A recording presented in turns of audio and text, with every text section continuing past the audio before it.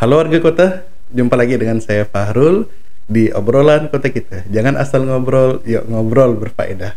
Nah, kali ini saya sudah kedatangan anak muda yang luar biasa nih. Masih muda tapi sudah berkiprah di dunia politik. Ya, hadir bersama saya Bang Tommy Trihandoko. Siap, Bang Gimana Fahrul. Bang? Alhamdulillah sehat. Bang Lama Fahrul kita- gimana? Sehat? Sehat, lama kita tak bersua ya. Sejak pemilu. Betul. Sejak pemilu Februari kemarin ya.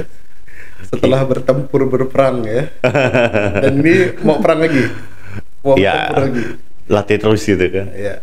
Nah, Bang Tommy ini warga kota adalah ketua ya. Ya. Ketua Dewan Pimpinan Daerah Partai Gelora Indonesia, Partai Baru Siap, Bang. ya. Partainya Fahri Hamzah. Wah. Jadi kalau yang belum tahu apa tuh Partai Gelora, partainya Bang Fahri Hamzah, simpelnya itulah ya. Kalau ketumnya di pusat Anies Mata. Pak Anies Mata ya, mantan PKS nih. Mantan PKS. Nanti kita tanya-tanya. Siap. Ya kayaknya ada balik ke mantan lagi. Atau sama-sama dengan mantan lagi. Oh, kita lihat nanti, Bang. Oke, Bang Tommy. Ya, Bang. Partai Gelora nih. Mungkin saya mau bahas sedikit sebelum kita masuk lebih jauh tentang dinamika pilkada pilwako nih kan. Nah, ini kan partai baru. Mm-mm. Nah, kemudian kemarin tidak lolos ya Betul. ke Senayan ya. Bang. Ya. Berapa persen kemarin? 1,7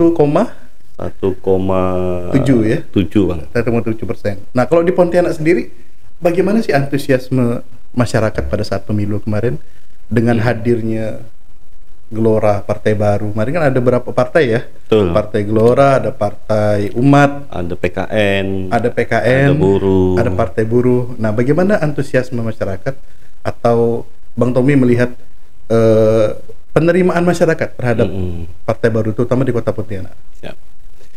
Terima kasih, Bang Fahrul. Ya. Kami apresiasi ini undangan dari kota kita nih. Setelah lawan kita tak besul ya. Mengenai pemilu 2024 kemarin memang ini, Bang ya, kalau kita lihat lumayan seru lah ya, lumayan Oke. seru baik partai lama maupun partai baru. Apalagi kemudian itu antara pileg dan pilpres kan jadi satu, Iya, jadi satu benar. waktunya. Iya. Ini juga yang menjadi yang menjadi pembeda ya dari yang pemilu sebelumnya. Dan ini juga kemudian menyedot perhatian masyarakat juga berbeda gitu. Ya kan? Maka hadirnya partai baru ini satu sisi ini merupakan tantangan ya. Tantangan buat partai-partai baru itu sendiri gitu. Ya. Karena memang eksistensi partai lama yang sudah ada Ya. itu kan harus harus diimbangi ya oleh partai baru. Nah, untuk Kota Pontianak sendiri terhadap partai baru ini sebenarnya ada ada plus minusnya gitu. Oke. Memang partai baru ini sebagian kadang taunya ada ya partai baru gitu. Masih Ada kaget ya, kaget. kagetnya. Ada ya partai baru gitu ya. Ada partai baru. Iya ada gitu kan, ada. Apa bedanya gitu? Ya kan pas ditanya beda yang paling penting itu apa? Apa bedanya gitu kan. Ya. Terus nah ini juga yang jadi mau dibilang apa ya? Entah kebiasaan di masyarakat atau kebiasaan yang dilakukan oleh partai sebelumnya sehingga adanya partai baru pun kena gitu, Bang. Kena Contohnya? namanya. Bisa kasih apa? Oke. Bisa kasih apa gitu. Jadi ada tradisi-tradisi yang dilakukan oleh partai lama, Betul. itu kemudian disamaratakan oleh masyarakat. Benar. Oke. Apa yang udah diperbuat? Oke. Bisa berbuat apa? Ya. Bisa bantu apa? Ya kan? Padahal kita baru muncul kan? Baru muncul gitu kan, baru muncul kan.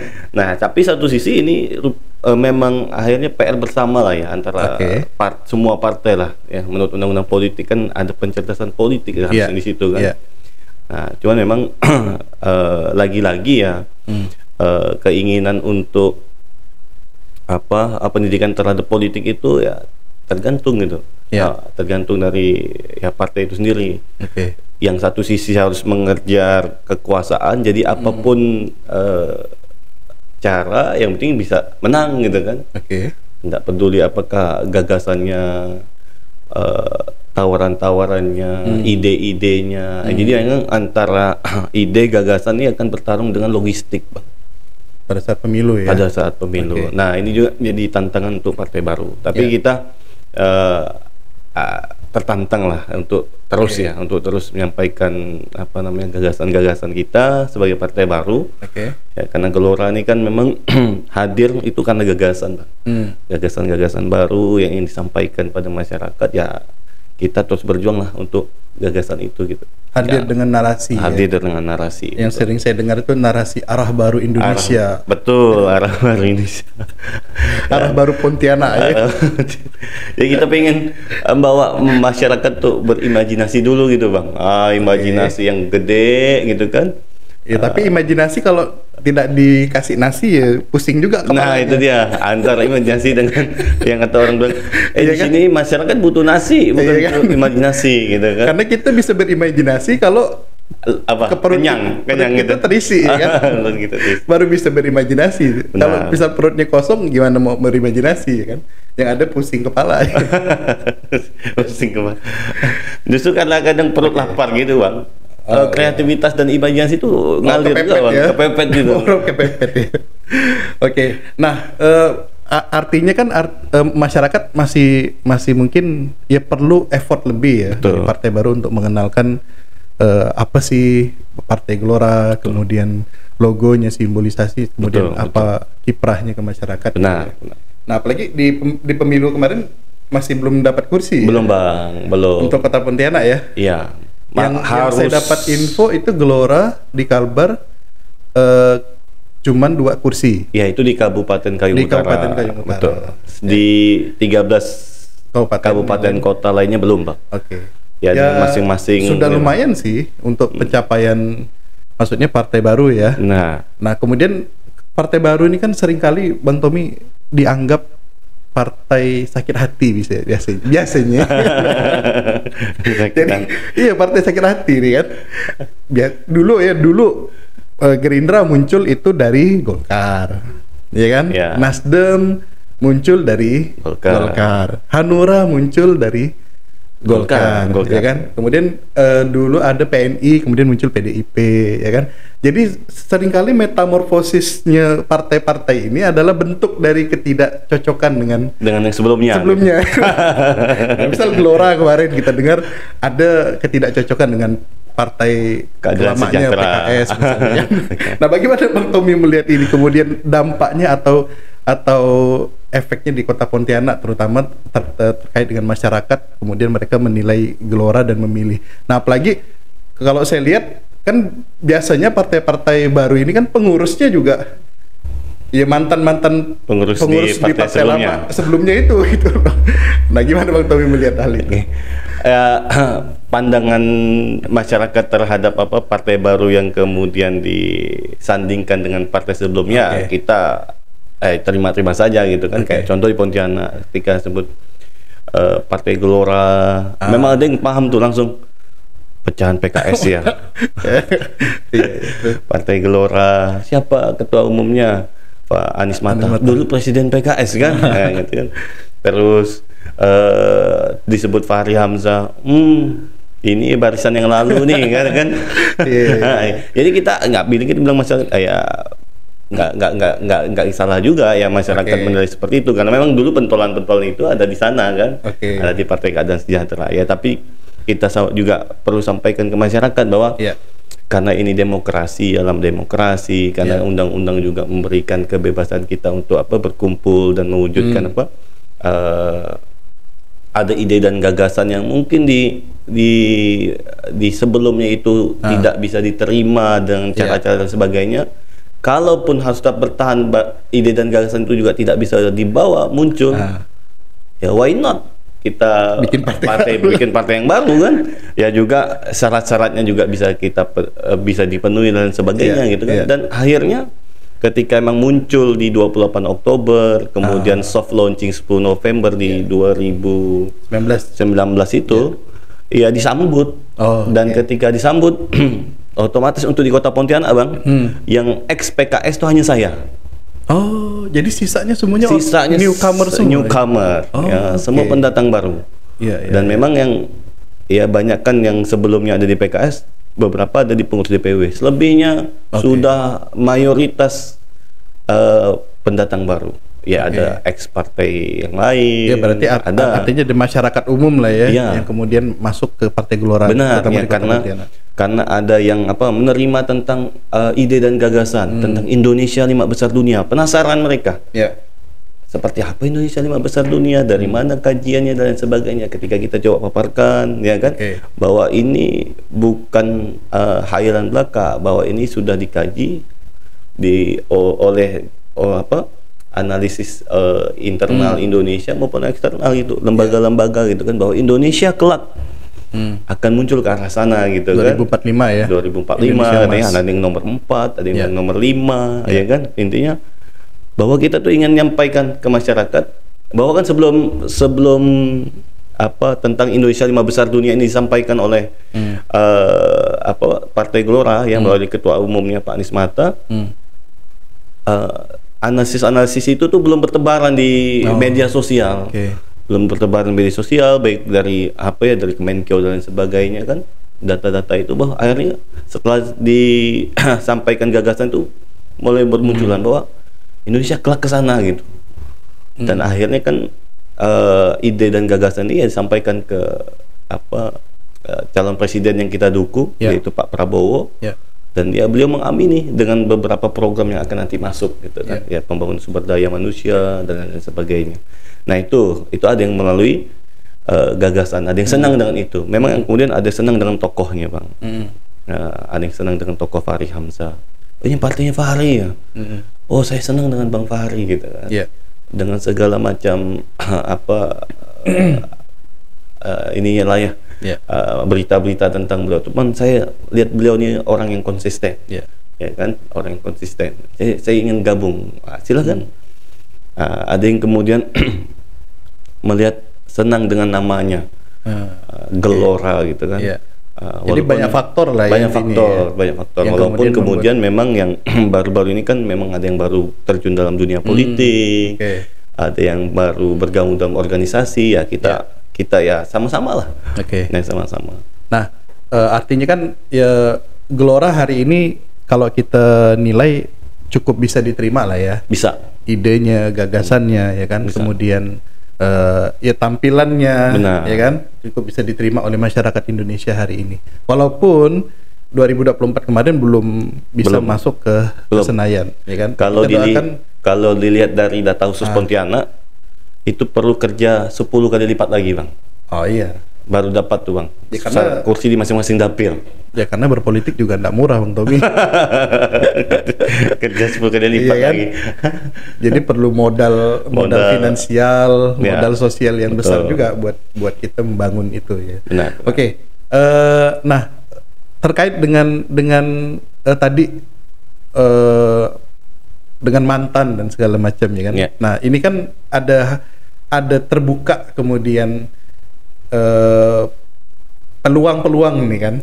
Nah, kemarin kita sudah lihat di DKI ya. Benar. Nah, di DKI di Pilkada ternyata tidak ada masalah. Kemudian Partai Gelora bisa bersatu dengan PKS atau misalnya partai-partai yang lain yang juga ada mantannya kemudian bisa bergabung bersama gitu.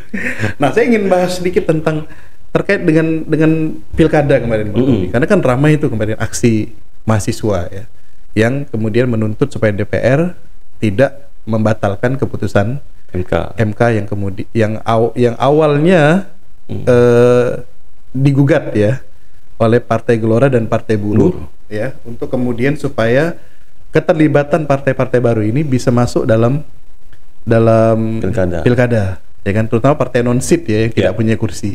Nah, bagaimana Bang Tommy melihat peluang ini gitu loh. Artinya kan ini kan sebenarnya kartu mati yang dihidupkan lagi gitu kalau kata para analis politik ya kan. Jadi awalnya Gelora yang tidak lolos Senayan, partai-partai baru ini ya kan nggak bisa berpartisipasi karena nggak punya suara kan. Akhirnya di daerah bergeliat ya. Nah, akhirnya di daerah bergeliat ya kan. Nah, bahkan kemarin sampai aksi demonstrasi hampir di seluruh Indonesia gitu menuntut supaya ini bisa tetap dilaksanakan keputusan MK. Nah, bagaimana Bang Tommy melihat hal ini dan apa yang kemudian peluang apa yang bisa dilakukan oleh Partai Gelora terutama di Kota Pontianak? Ya. Ini sebenarnya Bang bagian dari keberlanjutan gugatan kami terhadap presidensial threshold ya. Oh, oke, yang sebelumnya ya. Kan? Presidensial threshold kan. Ya. Jadi kami memandang bahwa undang-undang dasar kita, konstitusi kita itu sebenarnya membuka peluang terhadap setiap partai politik kan atau gabungan partai politik dapat mencalonkan presiden kan. Oke. Nah, cuman kan akhirnya di undang-undang pemilu dibikinlah 20% dari jumlah kursi atau 25% suara sah kan. Nah, di situ kan akhirnya di awal semua gugatan tentang presidensial threshold 0% itu kan tertolak semua ya, tertolak.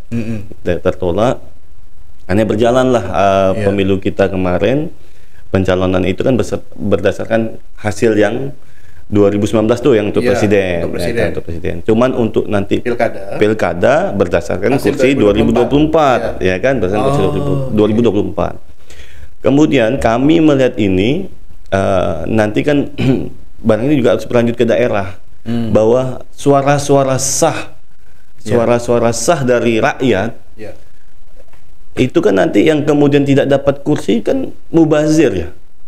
Sayang kan tidak ada keterwakilan calonnya kan. Karena yang akan dilihat oleh para calon di daerah ya, kabupaten, kota, kursinya kan pasti kursi. Karena kan undang-undangnya begitu kan bunyi undang-undangnya begitu 20% atau 25% kursi. Misalnya Kota Pontianak 9 minimal. Ya kan, minimal 9. Artinya kami yang partai yang belum dapat kursi mohon maaf kan pasti akan belum dilirik gitu kan. Belum dilirik kan. Pasti belum dilirik, maka suara-suara yang non-seat itu ketika digabungin lumayan besar, Bang. Lumayan besar, dan bahkan kalau disetarakan dengan partai yang dapat kursi ya kalau digabungin ada yang sama, ada bahkan yang lebih besar. Ya kan? Setara juga dengan kursi akhirnya kan. Nah, hal yang mubazir ini kemudian setelah ini kan digugat di bulan 2 bulan atau 3 bulan setelah Februari, itu bulan Mei kalau nggak salah kan, gugatan Gelora ini kan dengan buruh kan, Gelora sendiri, buruh sendiri, kita gugat. Nah, yang kita minta sebenarnya itu kan sama presiden gitu, presiden threshold. Jadi tidak untuk dapat disertakan, bisa untuk disertakan gitu kan, bukan jadi bukan lagi 20% atau nggak muluk-muluk kita. Nah, akhirnya putusan MK bukan hanya untuk memutuskan untuk bisa ikut, ya kan, tapi kemudian merubah angka thresholdnya itu kan.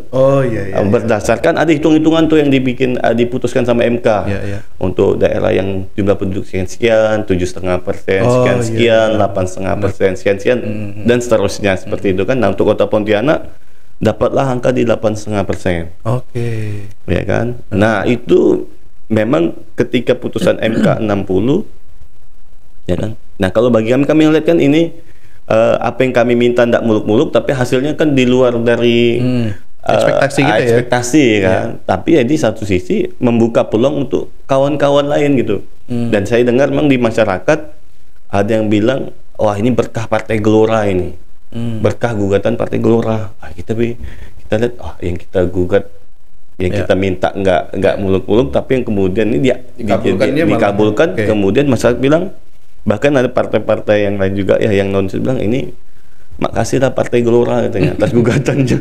Yang saya bilang, oh ya sama-sama ya, kita akhirnya MK 60 itu merubah sore atau malam itu saya langsung ada calon-calon yang melihat itu hitung-hitungan non-seat di Kota Pontianak itu berpeluang masuk, ya kan, langsung memang 3 hari setelah putusan itu bertutur itu bergeliat banget ya. Ya kan, saya lihat memang partai-partai non-seat kemudian dikontak dan sebagainya oleh calon karena itu mempengaruhi partisipasi pemilih. Betul, Bang. Karena kan partai-partai ini punya suara juga mereka. Karena calon yang khusus di Kota Pontianak yang udah digadang-gadang itu, yang kemudian udah ada ya bisa dibilang tinggal mendeklarasikan pencalonan itu kan sudah merasa cukup, ya kan? Jadi ada calon lain yang memang pengen ya untuk ikut berlayar bertarung, coba berkomunikasi dengan yang non-seat kan, coba komunikasi dengan non-seat plus yang kursi cuman belum ikut serta di calon yang ada, hitung-hitungan cukup. Jadi itu buka peluang lagi. Buka peluang banget bang, buka peluang banget. Ya, dan itu akhirnya kan khususnya untuk di Kalimantan Barat Pilgub ya. Untuk di Pilgub kan salah satu calon di antara 3 calon yang mendaftar itu kan itu rata-rata partai baru semua ya? Iya, kecuali PKB. Betul. Dan totalnya 8,8%. Pak Muda. Muda Mahendrawan dengan betul. Dan Gelora kan ada di sana kan. Ketika dihitung ya suara partai Gelora itu suara terbesar kedua setelah PKB. Jadi kan iya, satu sih itu dia jadi menarik kan. Jadi ada satu sih ada Pak Sutarmiji, di sisi lain ada Pak Yanorsa, di sini ada Pak Muda. Padahal awalnya Pak Muda Mahendrawan udah mau shutdown. Iya, yang awalnya independen, kan? Akhirnya sepertinya tidak akan mendapatkan kursi. Iya kan? Ya karena ada calon lain kan, misalnya Pak Dubes Azerbaijan kan, Pak Ildi juga bergeliat mau ikutan gabung kan, mau ikutan kontestasi kan. Akhirnya ketika jadi dengan keputusan itu partai baru yang tidak punya kursi ini punya legitimasi jadinya ya. Sangat bang. Sangat. Untuk kemudian mengusung ya. Benar. Bukan hanya sekedar mendukung. Betul. Jadinya. Pontianak itu hampir bang, hampir. Ya, cuman karena ya keputusan ini kan juga rekomnya ke pusat kan. Ada ya 2 partai yang udah ya bergabung lah rame-rame itu kan. Ya karena putusan pusatnya ada di salah satu calon yang sudah ada, ya akhirnya kurang.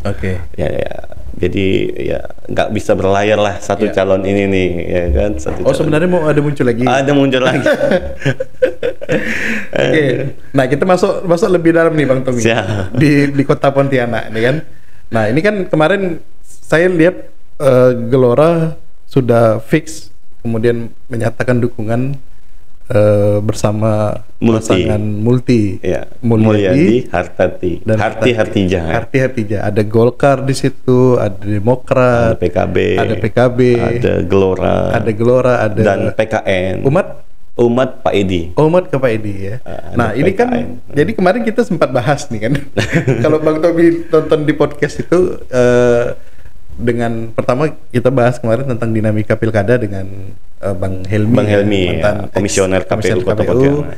Kemudian ada kemarin kita undang Mbak Baby, Kak Baby ya kan. Ketua DPD Golkar juga karena kemarin beliau mau maju tapi ternyata beliau memilih untuk menjadi wakil ketua ya DPRD dan kemudian memberi rekomendasi Golkar ke Pak Mul ya kan.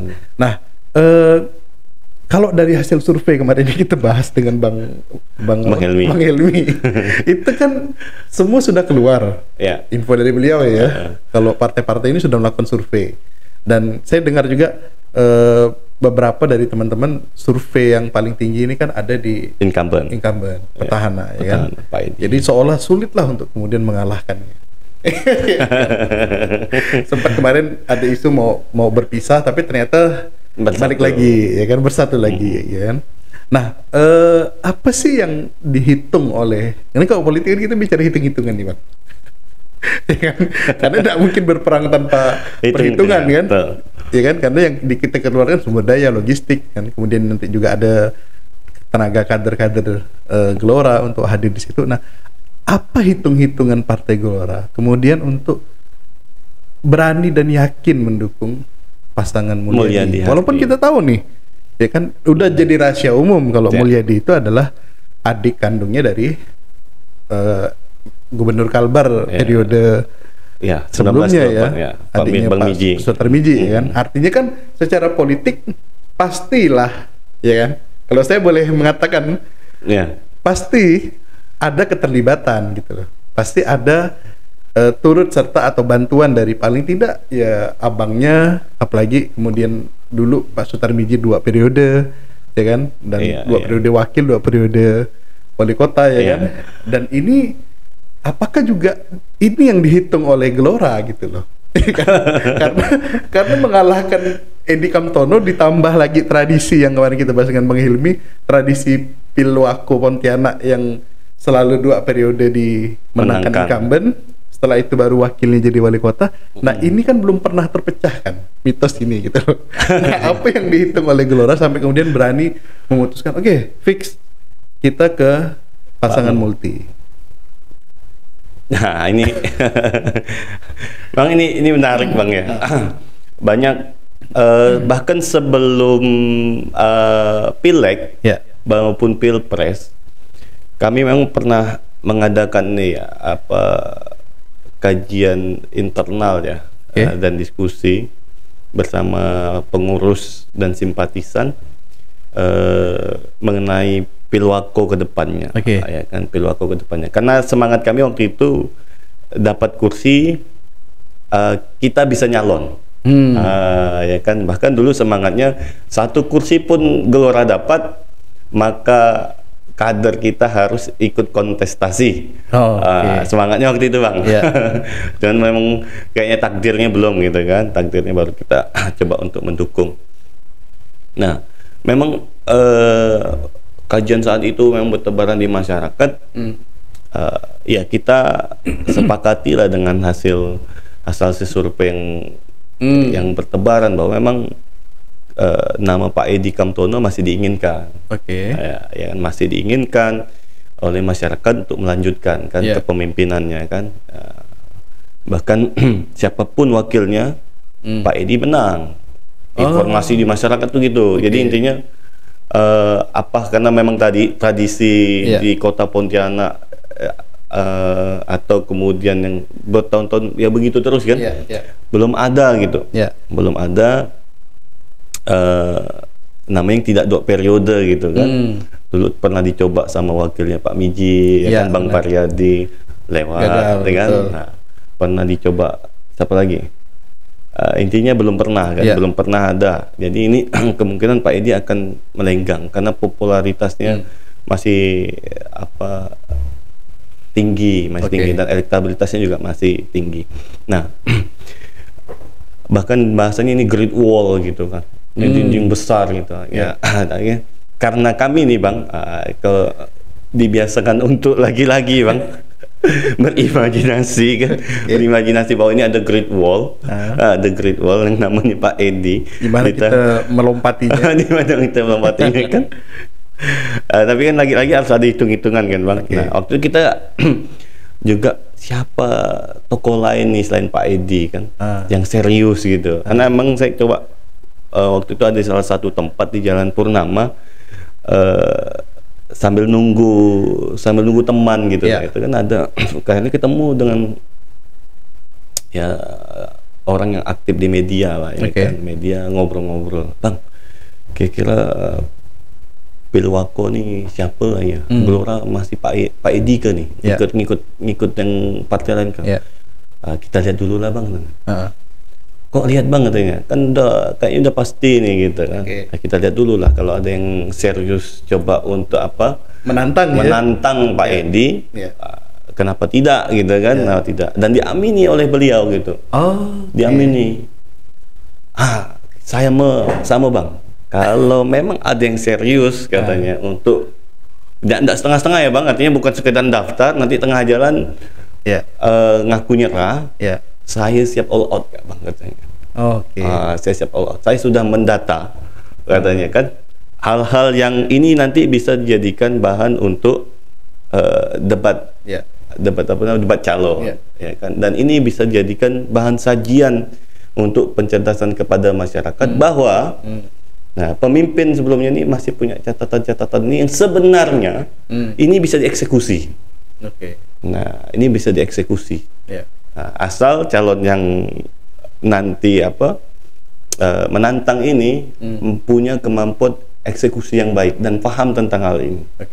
Nah, itu jadi satu faktor kami Bang, melihat sosok Pak Mulyadi.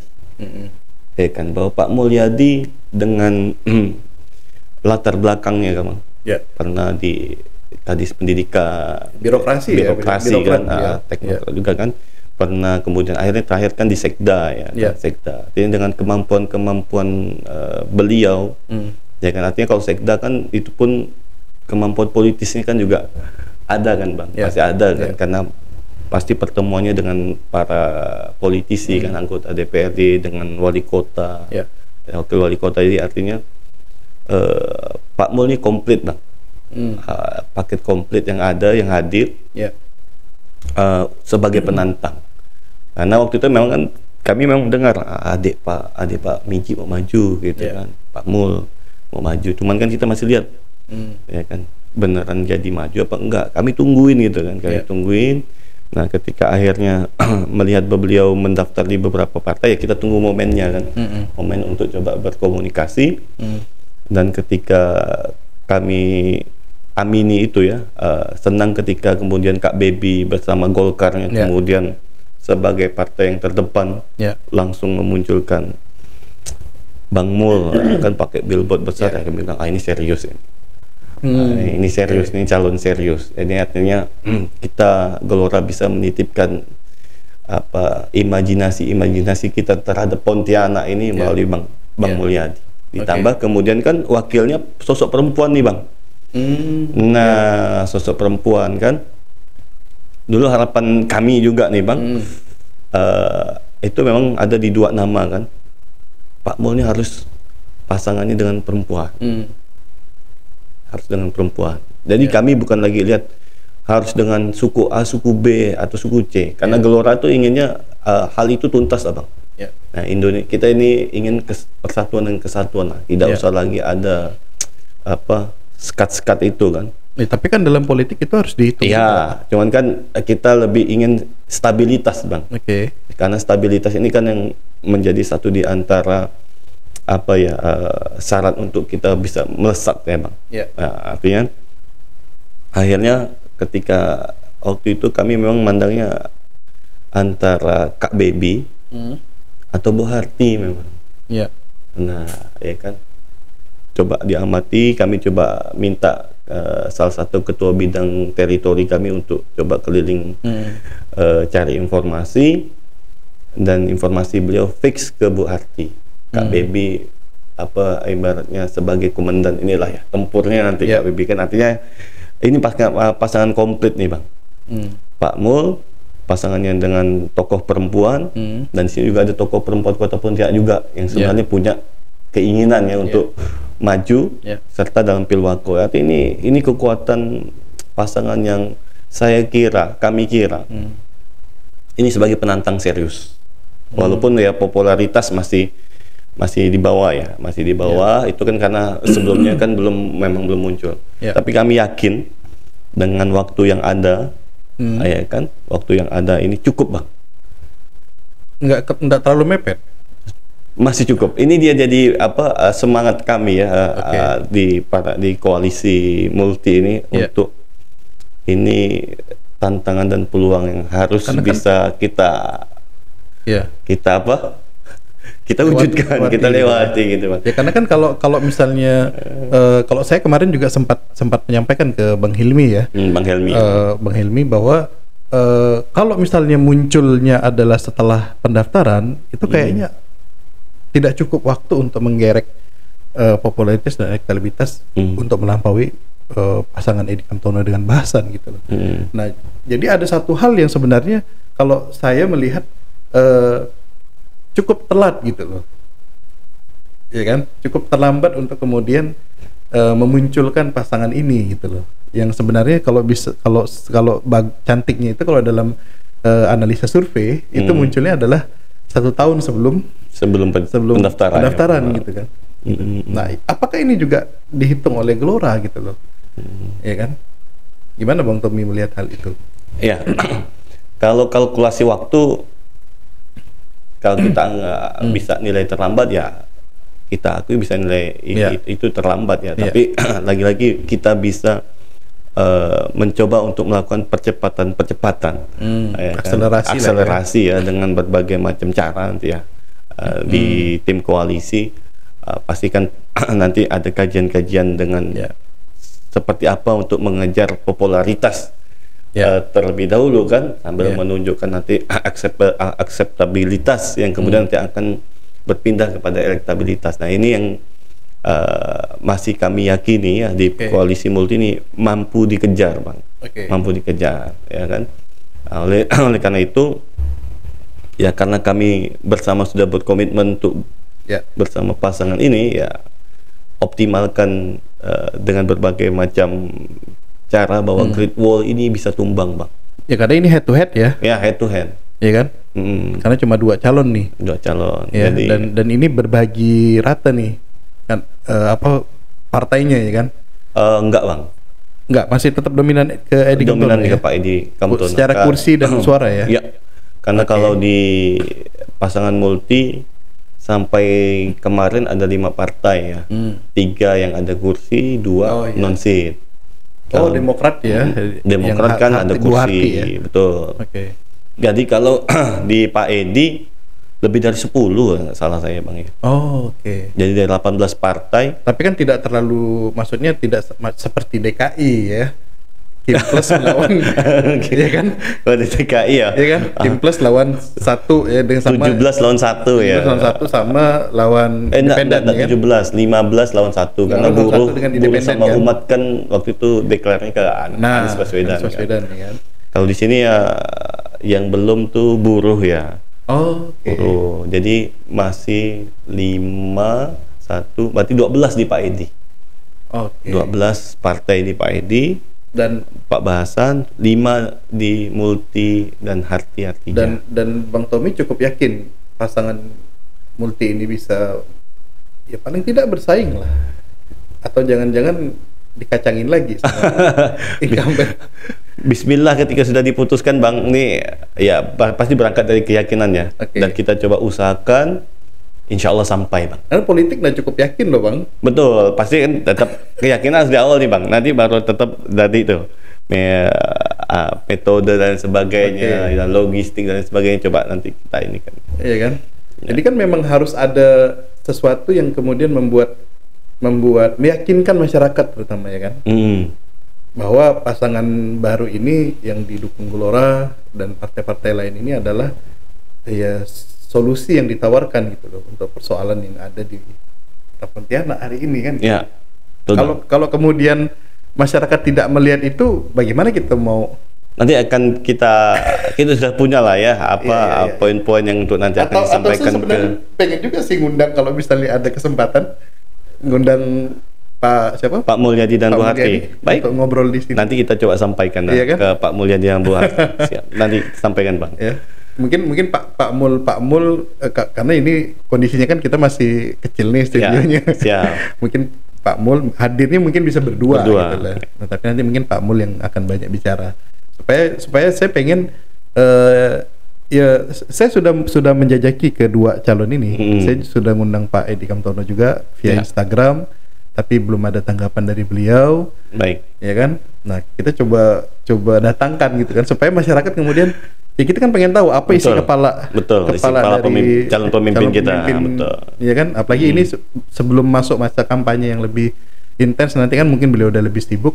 Nanti mungkin Bang Tommy bisa fasilitasi. Siap, nanti coba kita jembatani untuk menyampaikan nih, Bang, undangan podcast dari kota kita. Oke, jadi intinya Gelora yakin ya?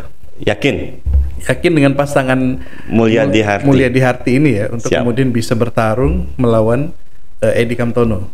Betul. Nah, kemudian politik nih, Bang, ini kan tidak ada yang gratis gitu.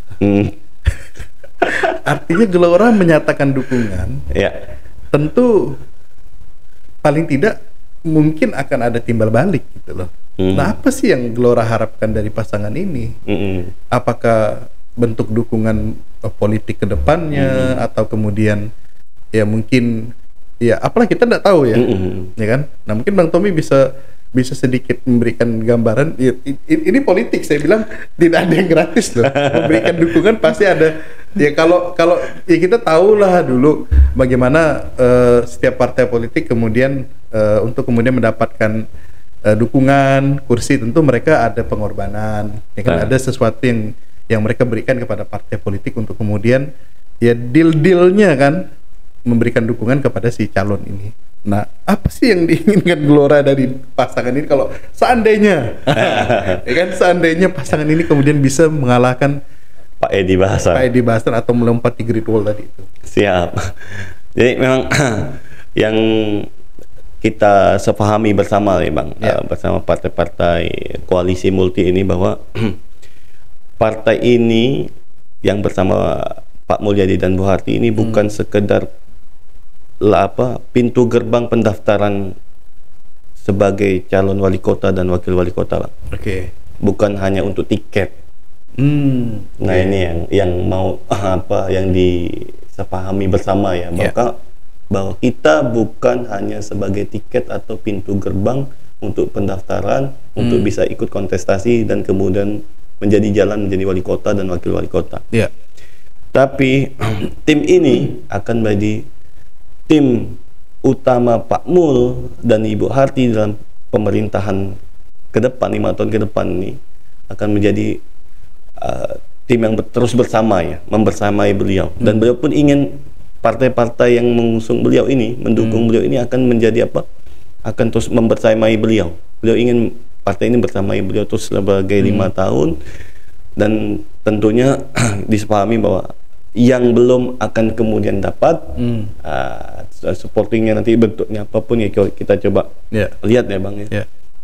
Yang sudah dapat dipertahankan atau bahkan bertumbuh sehingga nanti di periode kedua barang ini akan terus bisa dilanjutkan. Nah tapi kan begini, persoalannya kan adalah bagaimana Gelora akan berkiprah terhadap pemerintahannya Mulyadi Harti kalau misal mereka terpilih, sedangkan Gelora tidak punya kursi. Nah, lagi-lagi di sini di Bang, tadi ya, karena MK 60 tadi hitungannya pandangannya tidak lagi jadi kursi kan. Ya kan? Tapi suara sah. Ya, tapi kan secara politik keterwakilan. Memang nanti di DPRD ini kan yang bahkan bisa mengawal ini kan ya paling hanya Golkar, PKB dan yang bisa memberikan dukungan langsung itu kan adalah partai yang punya kursi kan di DPRD untuk kemudian mengawal kebijakan-kebijakan. Nah, tapi ini lagi Bang beda. Nanti partai politik, makanya itu ya nanti kita tuh hadirnya partai politik bukan hanya per 5 tahun Bang. Artinya kita bisa melalui tidak melalui di ruangan parlemen, melalui kursi, kita juga bisa berikan masukan, kritikan, catatan itu melalui luar kan Bang. Dengan misalnya memberikan catatan dari Partai Gelora untuk pemerintahan yang kita bisa langsung komunikasi ya kan melalui partai koalisi maupun itu bisa kita sampaikan langsung ke Pak Mul. Misalnya kita berikan misalnya sebuah catatan dalam sebuah blueprint atau apa gitu, kita serahkan ini pandangan Gelora untuk Kota Pontianak yang harus ini. Kan itu masih bisa dilakukan Bang sebenarnya. Cuman kan secara legitimasi undang-undang dan hukumnya kan memang itu terkesannya tidak cukup kuat. Tapi kan bukan artinya kita Gelora punya kursi ya, yang kemudian dari kursi di DPR itu Gelora punya hak ya kan, karena DPRD ini kan punya fungsi pengawasan, fungsi bertanya, fungsi anggaran ya kan. Nah, ini kan yang kemudian membedakan mereka dengan partai-partai non-sit tadi gitu loh. Kekuatan di sini ini untuk kemudian mengontrol pemerintah gitu loh.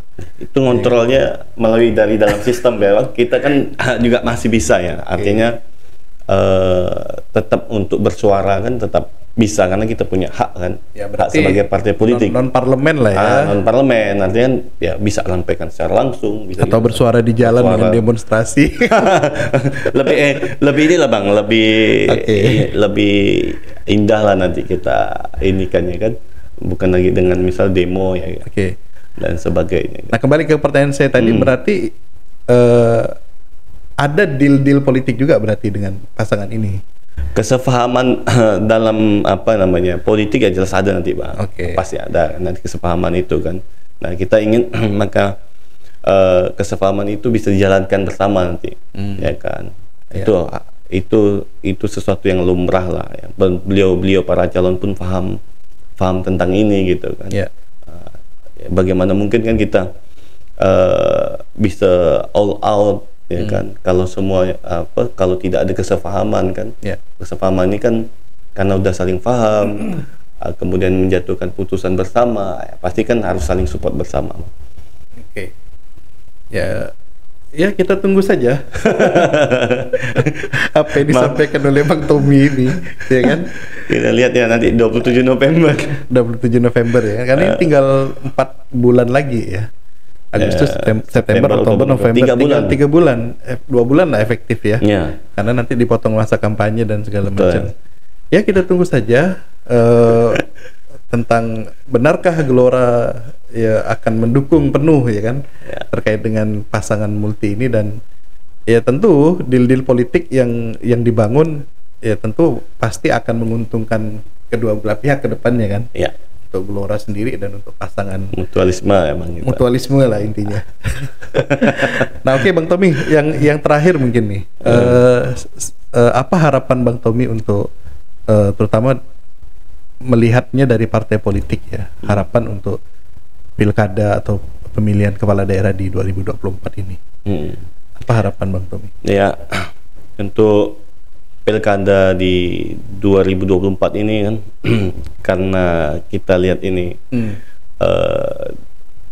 dinamikanya sedikit berubah pasca putusan MK 60 itu dan pembatalan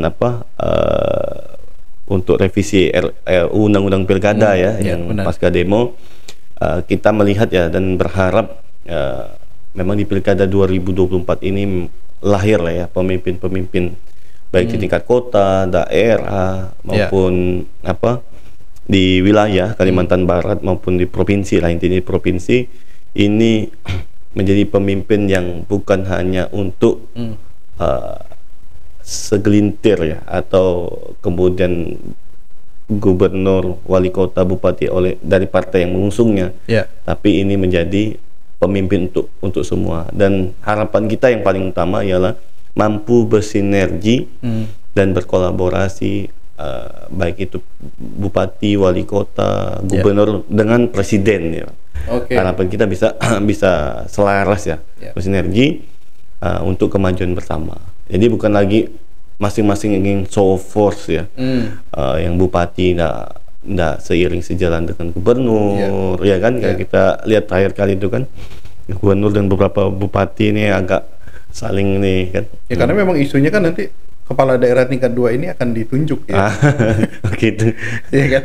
Bahkan jadi hanya pemilihan langsung gubernur aja kan. Bahkan gubernurnya yang ditunjuk gitu kan, yang dipilih yang dekat dengan rakyat, wali kota, bupati, gubernurnya yang ditunjuk gitu kan, supaya selaras dengan pusat, tidak bertengkar dengan yang di bawah, kan gitu. Jadi harapan kita bisa seiring sejalan.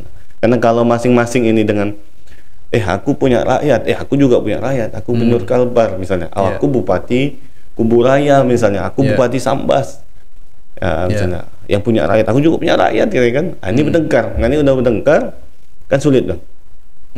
Nah kita kan maunya ini seiring sejalan demi kemajuan bersama kan, karena kan pasti ada keterkaitan, ya kan. Dan kami yakin bahwa pemimpin-pemimpin tetap memikirkan rakyatnya lah, kemajuan rakyatnya, kemajuan daerahnya, kemajuan bangsa dan negaranya. Jadi harapan kita ya ini berlangsung dengan damai, aman, ya kan. Tidak terus masyarakatnya, rakyatnya juga tidak terpancing dengan lontaran-lontaran isu yang bisa membelah atau bikin onar dan lain sebagainya. Ya kita harap lebih cerdas dan rasional lah terhadap isu-isu lontaran-lontaran dari para calon ini. Harapan kami. Nice. Mudah-mudahan apa yang diharapkan Bang Tommy ya bisa terwujud ya. Amin, amin. Pemilu 2024. Dan yang jelas kita berharap pilkada ini bisa berlangsung dengan damai ya, seperti Pilpres dan Pileg kemarin, dan semua masyarakat bisa turut berpesta, karena ini pesta demokrasi nih. Jadi harusnya ini menyenangkan ya kan, pestanya bukan kemudian malah terjadi huru-hara dan segala macam. Ya kita doakan mudah-mudahan Partai Gelora dan dukungannya multi bergelora ya kan bisa mencapai hasil yang diharapkan. Ya kan, mungkin bisa mengalahkan incumbent ya kan, entah mungkin ya paling tidak bisa bersaing dengan petahana lah. Oke, saya tunggu tadi Bang Tommy ya, mungkin Partai Gelora bisa fasilitasi hadirnya Pak Insya Allah. Pak Saya komunikasikan. Pak Mulyadi dan Bu Harti untuk bisa hadir di obrolan kota kita. Kalau obrolan kota kita sebenarnya kami buka peluang semuanya untuk datang, gitu kan? Dan kita coba komunikasi supaya mereka mau hadir di sini untuk menyampaikan ide dan pikirannya kepada masyarakat, gitu lah. Oke, Bang Tommy. Kita dukung dengan yang kayak gini nih, Bang. Oh iya, harus. Jadi masyarakat tuh bisa langsung, ya nggak bisa langsung ketemu misalnya, tapi ada fasilitas ini. Ini kan bisa kita kemudian sebarluaskan, ya, kan? Benar. Jadi orang bisa melihat langsung apa isi kepala calon pemimpin mereka. Betul. Oke, Bang Tommy, panjang lebar kita ngobrol. Terima kasih, Bang Fahrul. Ya, Jaya terus obrolan kota kita nih. Sudah mau hadir di obrolan kota kita. Salam buat kawan-kawan di Partai Gelora. Sukses, mudah-mudahan 2029 bisa dapat kursi di Kota Pontianak. Amin. Ya. Amin. Oke, itu aja warga kota, obrolan kota kita pada kali ini dengan Bang Tommy Trihandoko, Ketua DPD Partai Gelora Indonesia. Saya Fahrul pamit. Kita ketemu lagi di obrolan kota kita berikutnya. Dadah.